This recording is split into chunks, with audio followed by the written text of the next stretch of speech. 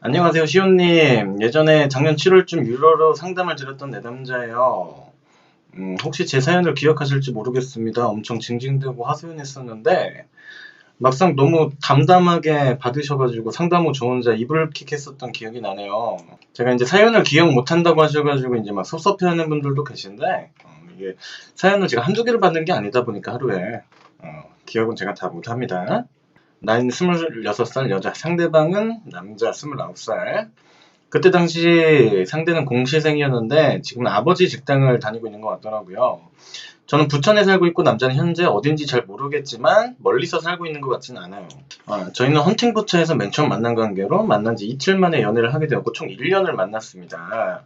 저의 일방적인 투정과 집착, 의존도로 인한 전 남친의 에너지 고갈이 가속화되었고 엎친 데 덮친 격으로 전 남친의 모친까지 암에 걸리시는 상황까지 겹치게 되면서 이별하게 되었다고 하셨습니다. 모친이 암에 걸리고 바로 헤어진 것은 아니었지만 시호님이 그때 분석하기로 그 전 2달 정도부터 이 남자는 이별을 결심하고 있었을 거라고 하셨어요. 작년 7월쯤 상담 때 시호님께서 서로 관계의 신뢰성의 문제 때문에 1차적으로 지침을 내려주셨고 행동에 대해서 방향성을 말해주셔서 전 남친에게 할 말이 있다면 만나게 되었고 전 남친은 그 당시 저와 얘기하며 감정에 복받쳤는지 저에게 안아달라고 하면서 엄청 서럽게 울었습니다. 시우님은 그때 이 남자의 에너지 고갈 문제와 관계의 신뢰 문제 때문에 적당히 거리만 지키면서 관계를 유지하고 제 조건은 그 후에 해도 남자에게 별 문제가 생기지 않는 한 거부 반응이 나오지 않을 것이라고 하셨는데 전 남친을 만나고 온 뒤로 공백기를 가지려고 했지만 전 남친에게 이틀 만에 연락이 오게 되었어요. 정확히는 저희가 헤어지고 6일 정도 되는 날입니다. 전 남친이 저를 놓치면 정말 후회할 것 같은데 이대로 네가 하자는 대로 하게 되면 날 정말 떠나면 어떡하느냐. 자긴 정말 두렵다. 이런 식으로 통화를 하게 되었어요. 이때 시온님께 상담을 신청했어야 되는데 어리석게도 저도 다시 사실 만나고 싶다며 전 남친의 어머니 얘기를 하면서 병문안을 가는 겸 보게 되었습니다. 그리고 그날 다시 사귀게 되었죠. 어머니는 암이 치료가 되시긴 했지만 암이 또 완치라는 게 없고 병원 신세를 지고 계시다 보니 전 남친이 계속해서 어머니를 신경 쓰고 있는 걸 알고 있기에 연락에 대한 집착이라던가 그런 건 일절 없었어요. 하지만 사귀고 정확히 2일쯤부터 연락이 없다가 잠수를 탔고 4일 뒤에 전 남친에게 전화가 왔어요. 미안하다는 소리였어요. 자기가 아무리 노력해보려고 했는데 연애에 대한 열정이 현재 전혀 생기지 않는다. 어머니가 너무 걱정된다. 자기가 너무 쓰레기 같아 보이지만 친구로라도 지낼 수 없느냐. 정말 미안하다라고 얘기를 하는 거였어요.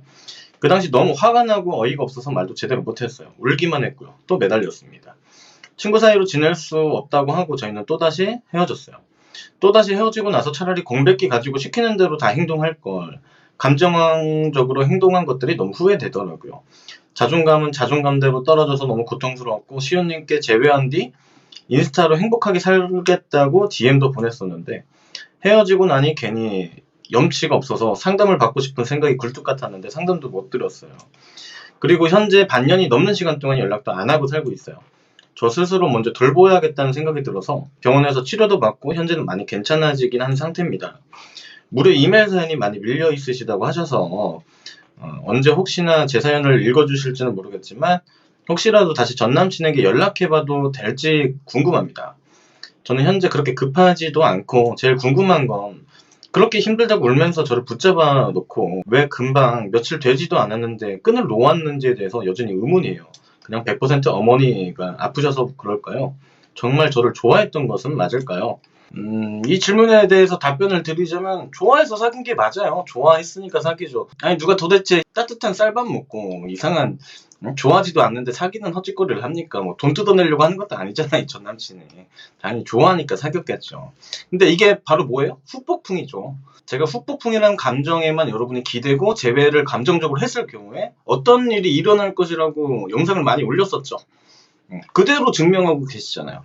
그러니까 이 남자는 그 당시에 우리 내담자님이 제 지침대로 행동을 하셨을 때 막상 내담자님이 영영 떠나갈 것 같으니까 두렵고 후회할 것 같고 아직도 좋아하고 이러한 감정들 때문에 멘탈이 무너져가지고 우리 내담자님이 이제 너무 생각나고 사랑한다고 생각해서 붙잡았던 게 맞죠.